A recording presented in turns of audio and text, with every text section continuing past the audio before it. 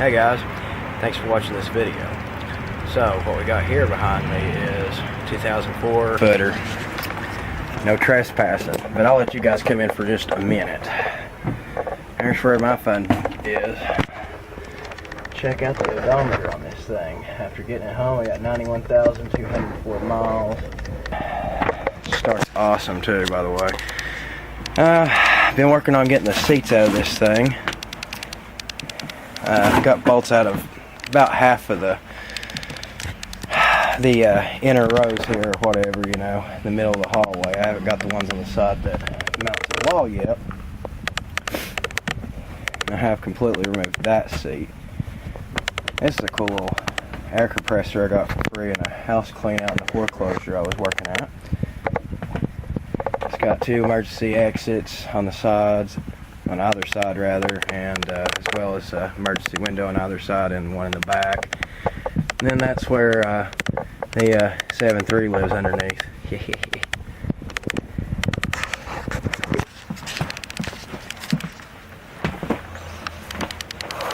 Sorry, it's kind of a mess right now.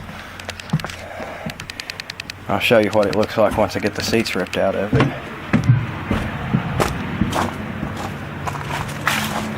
This is the front of that thing.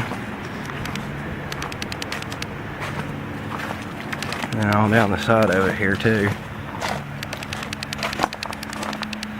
I had to drive about 6 hours to get it, which I got parts of that on another video I took when I was driving it, I think.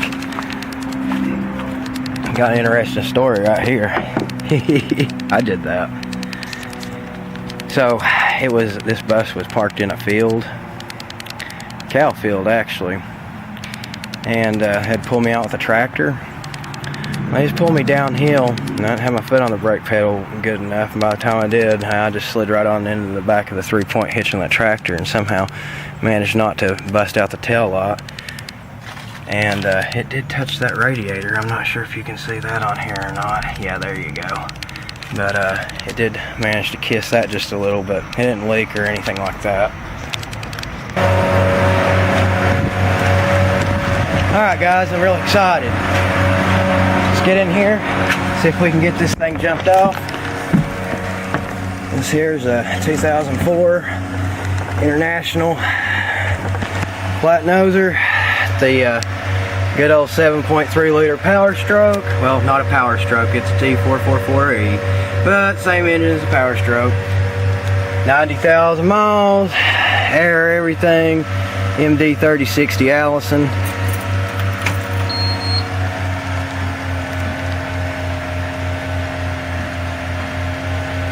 It's definitely cold. I mean, it's like in the 30s here. There's snow and there's ice spitting and everything.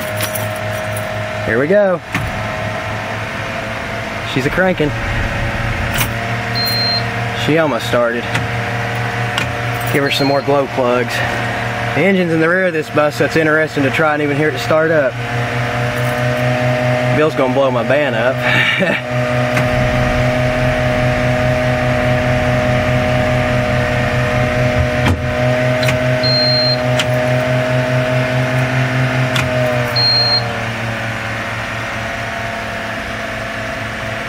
Sit here and let it get some more glow plug action for a minute. Who knows what shape those suckers are in.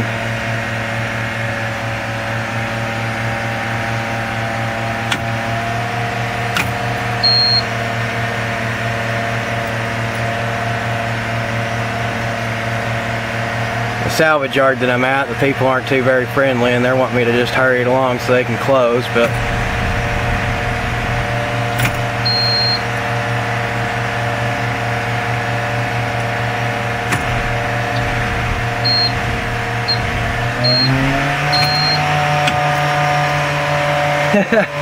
go burn that engine up like that.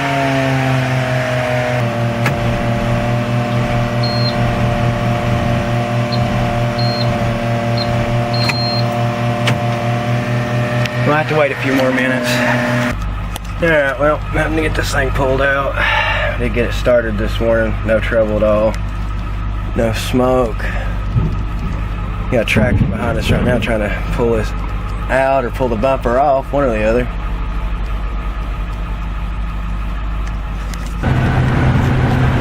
Here we are, my first time driving a friggin' school bus. I gotta be honest with you guys, this is one of those things that since I was a little boy I always wanted to do just for the fun of it. Never really thought I'd actually buy one. It's funny. This one here's got the 7.3 liter T444E engine from International and a 6-speed Allison that's locked out to 5th gear. Obviously it don't want to go very fast. It will get up and move a little though.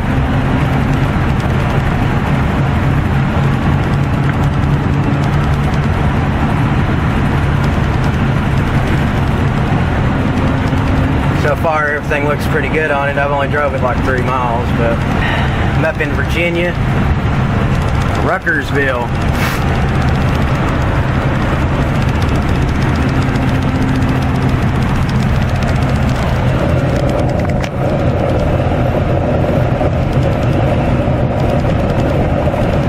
My bus, I hit a tractor with it.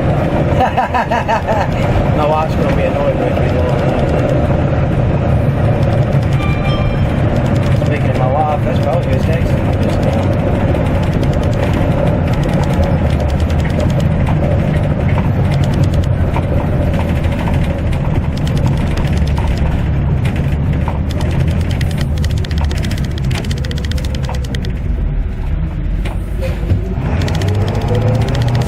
Weird, the engine being in the back, it's awful quiet up here.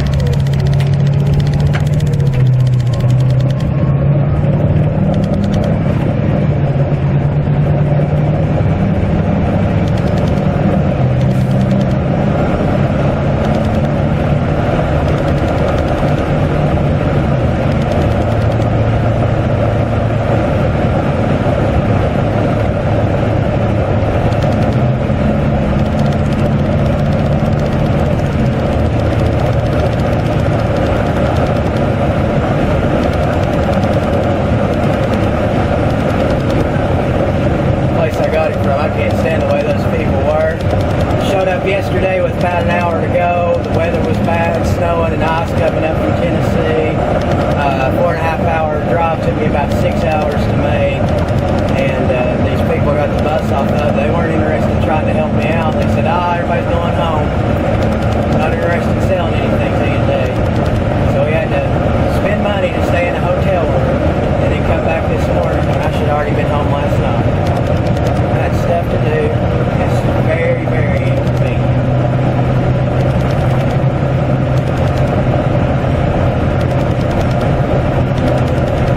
But everybody knows I'm a big complainer.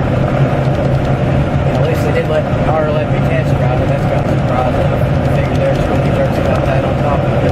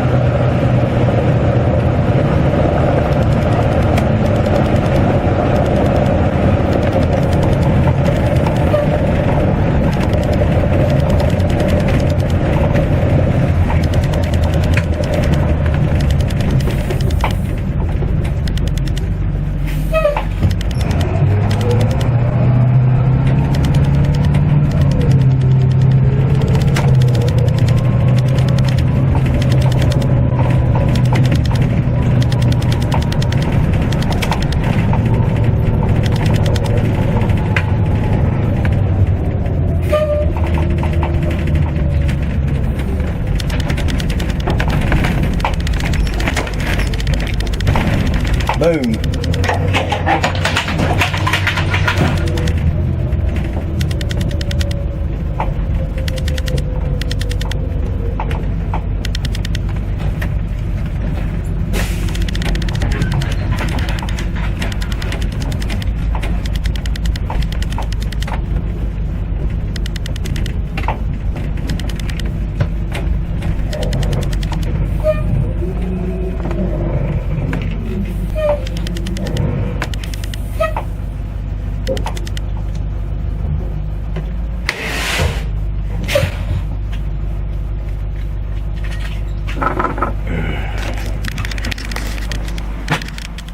So anyway, that's what we're getting. Oh, 78 passenger. Air and power, everything.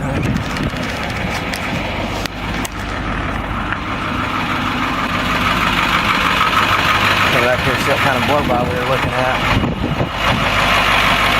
That's completely normal. Look at this that I did here. We'll smash the piss out of this thing.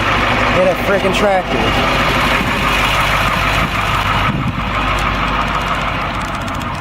Manassas Park City, huh? The tires are alrightish. You're gonna need any for a little while.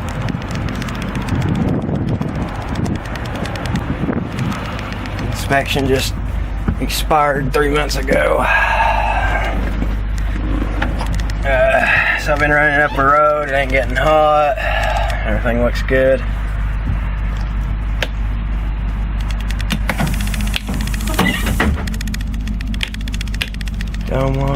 All this stuff's pretty neat. It's got power and heated mirrors even. It's pretty well loaded as far as that goes for me. Electric. Now we're circulating. Heater.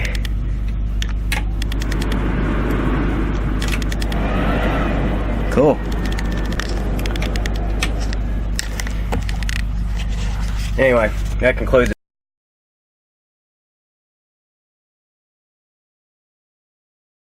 Here's my progress I got going on. I got 21 sheets or so of 1 inch thick styrofoam insulation.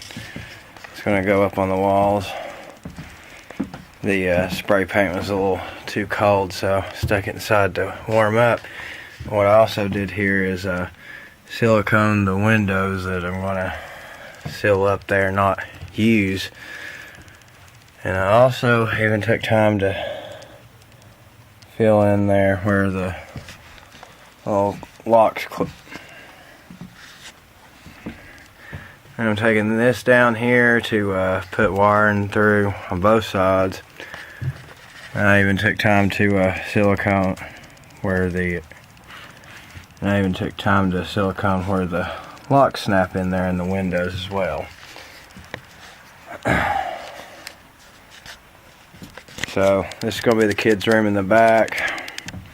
It's going to be a bunk bed set up here on this side, the bed there in the back, and a top bunk here. Then there's a look forward. I swept it out a little and all that, and as you can see the seats are out. Most of them are gone as well. So bring you back when I get something else. Alright guys, here you go. I just want to give you a little brief look in my engine bay here in this bus. It's in the rear. Got a 50 amp converter out of that 93 Pace Aero that I scrapped out, sitting right there with the battery terminal. It's bonding those two lugs together and connects to that battery bank there. It's got 3 batteries in it. There's the air compressor that drives the air brakes and all the air rod and junk on this bus. Sorry, lighting's not at a premium yet. I'm working on taking those lights out and putting in some nice LED lights, but oh yeah, here's my flashlight. Let's try this out and see if this helps any. No, not really. But here's a first look down into the valley of the engine somewhat. There, that's a turbocharger right there. And what's funny, I figured out on these plain things, you probably can't see it, but there's a mechanical lift pump.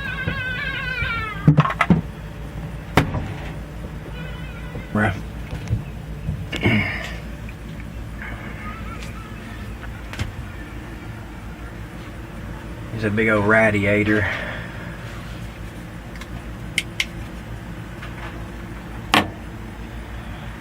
Intercooler piping and all that good stuff.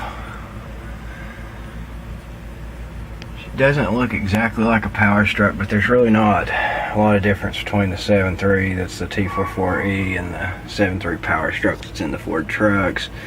And then they're a little derated. and obviously have a different set of accessory brackets on it, because there's the, like I said, air compressor sitting right here. It's a 2-piston unit that it uses the engine's oil to lubricate it, which I'm not particularly happy about that. Just one more thing to throw metal bits into the oil, but whatever. This spider pipe's definitely a lot different than on the Super Duties, because look at that. Yeah, the pipe just coming straight out the top to the intercooler. Massive air cleaner. But there's really not a lot to show you in here without sufficient light or some of this. I'm going to do a fuel bowl delete on this thing, and also delete that lift pump too, and put some spin on frame mounted fuel filters and electronic fuel pump. And here you got the, I guess you'd call it a control panel of some sort, right? You got oil pressure readout, switch to shut the engine down. It also overrides the key up front as well. As you already saw, you can stick a key and fire it up from back here in the back.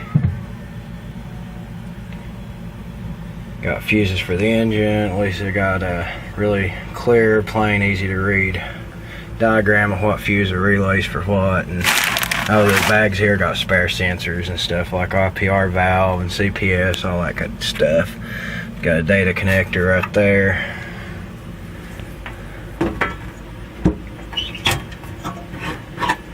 So I like to keep my little electronic parts and stuff in that box since it's sealed up. Yeah, you'll notice the cover's off the back of this because it was dinged up as I showed earlier, so I'm straightening that out so it'll look right. And yeah, I'll take you to the other side and show you what that mess is all about.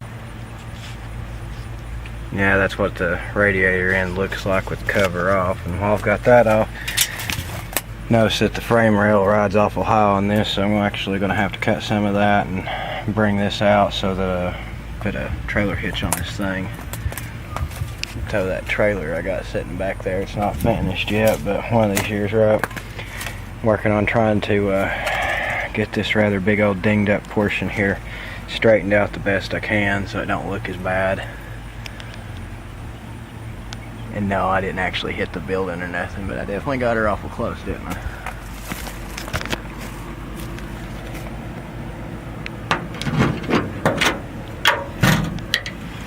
Then in here on this side, that's where the water heater mounts to, is this plate right here. That's where the water reservoir tank used to sit, but not anymore. I relocated it just a smidgen so I could get my on-demand water heater to fit in right here. But there's the plumbing where she was all plumbed in and worked awesome like. This barrel here is for additional 15 gallons of water. Say something happens and I lose coolant or whatever, well, I got an extra little stash of water on board so I can get somewhere else to deal with my problem. Here's where the exhaust comes out of the thing. Nice big fat alternator, probably somewhere around the 200 amp region, I'd reckon. It's got some serious cables running to it. There's an ugly old fuel bowl. We can get a better look at that. And I don't know if you can see back there, but you can see the turbocharger a little bit better.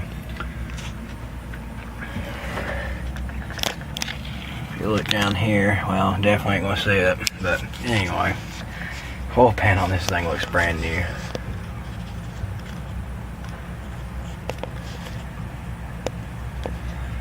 Haven't been losing any water or nothing on this thing, thankfully, and you know, I haven't even looked at the oil since I drove it home. Here's another big difference on the T44Es versus 7.3 Power Strokes. Right here sits the PCM and IDM all in one box. So right there, it's like, watch out, there's 110 volts of DC ready to strike you dead.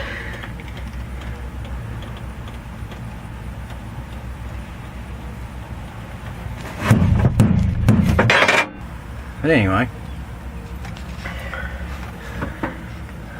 there's something else that could mount right here to this bracket, and I'm not sure what could go there. Maybe another alternator, not this style, but definitely want to look into doing a dual alternator setup on one of these. Might be for, well, wouldn't be for an air conditioner compressor because there's no way to make it with that ugly fuel bowl in the way.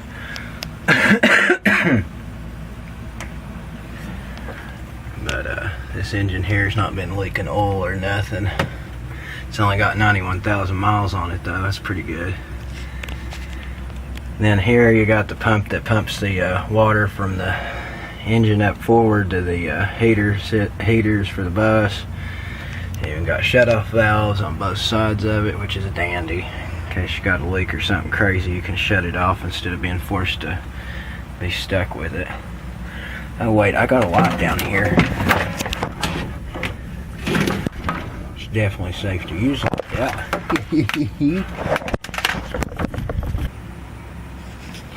Okay, some of you are probably wondering what's this mess right here. Well, that's actually the hookup for the water on this vessel. Right here you can see I got a 3/4 inch pop thread fitting there on the end of this 3/4 inch PEX, and this portion has been wrapped in some of that foam insulation stuff and got some heater wire there strapped to it because, well, you don't want it to freeze in the winter. Here in the back I'd added outlets, which this one here, ground fault protected, and then there's another outlet over on the other side in the same spot. You'll actually start working on it. This is the best look you'll get of it. When I say work on it, really there's nothing wrong with the engine. The transmission's got a output shaft seal that needs replaced, and I will deal with that, but aside from the engine, it has no actual problems in life. Here's all the glow plugs working, all that, or at least the way it starts anyway, because it starts up in the cold nice and easy.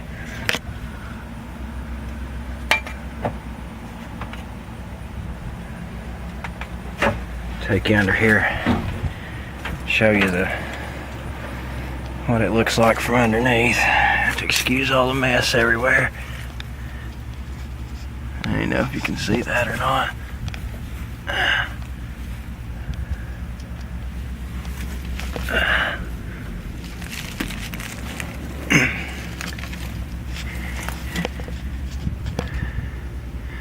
No, I definitely can't without some light.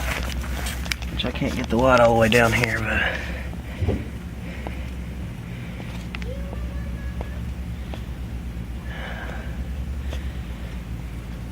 the starter is massive on this thing. It's not nowhere near as small as it is on the 7.3 Power Strokes.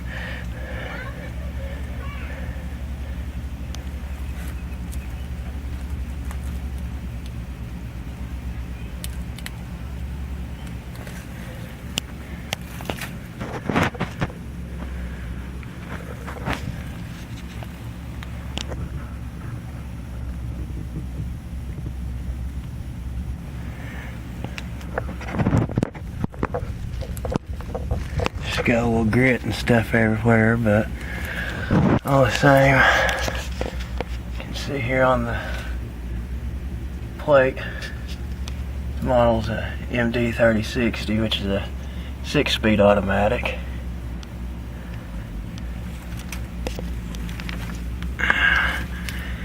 This bus is airbagged.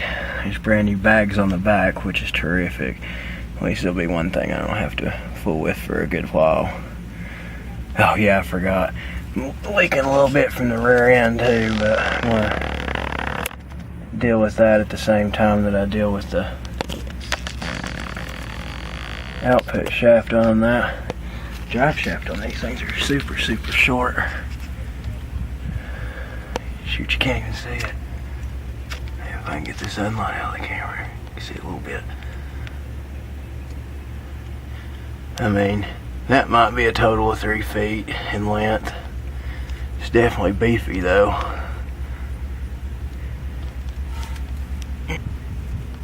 Can't even see what I'm talking about from the trans side, but the pinion and flange there, that where it goes into, it's actually a bolt on there. And it's leaking from there.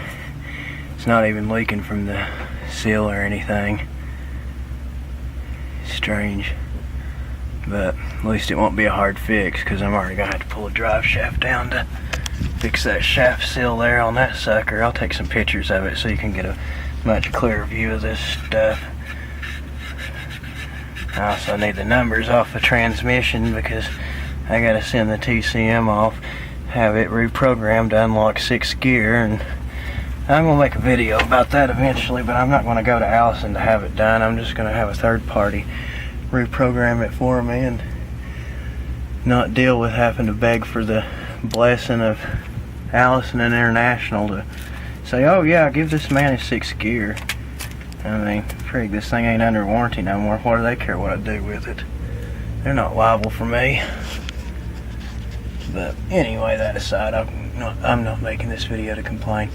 Yeah, there's a little bit of rust on this bus, but really, it's a no biggie. It's mainly just surface rust. Nothing's rusted out, like even close to trying to rust all the way through or anything like that kind of craziness.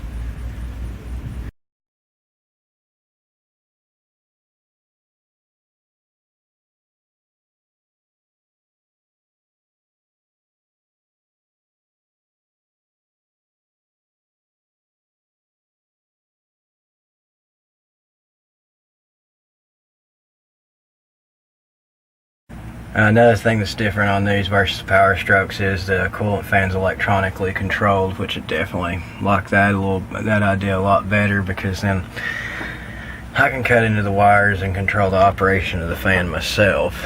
So if it's going to be a crappy uphill drive, I can turn the fan on before I even start that mess. Here, we'll pull the dipstick out. Look at that, it's as black as coal, but no milkshake. Right in the middle of the line even. I haven't put any oil in this. I need to change oil just in case. It's untelling when it was done last, but I haven't even put 1,000 miles on this bus yet, so next time I set out to make a real trip I will. Then this other device here, this was what was supplying power to my water heater. I'm just saying, there's the battery bank for this thing. And there I've got a 140 amp breaker that supplies power to the inside for RV type stuff like lighting and all. I didn't use the bus's original 12 volt wiring to do any of that with. And it's got 2 cargo bays, tiny. And over here you can see the panel I was straightening out. Behind it, one of the 3 bay doors I kept off my 93 Pace Aero, which we'll cut sides off of these and build bays eventually once I figure out the layout of the thing.